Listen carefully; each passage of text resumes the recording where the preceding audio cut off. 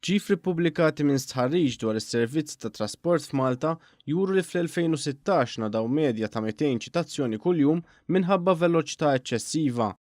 B'aktar minn 27,300 ċitazzjoni, Ottubru kien l-aktar xahar li fih inħarġu ċitazzjonijiet waqt li f'Diċembru il-Gwardjani u l-Pulizija ħarġu bejniethom ftit anqas minn 18,000 ċitazzjoni, l-anqas ammont ta' ċitazzjonijiet matul is-sena.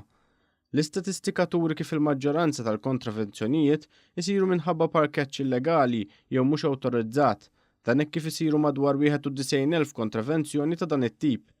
Din iċ-ċifra taqbeż madwar 20,000 l-ammont ta' kontravenzjonijiet relatati ma' veloċità eċċessiva.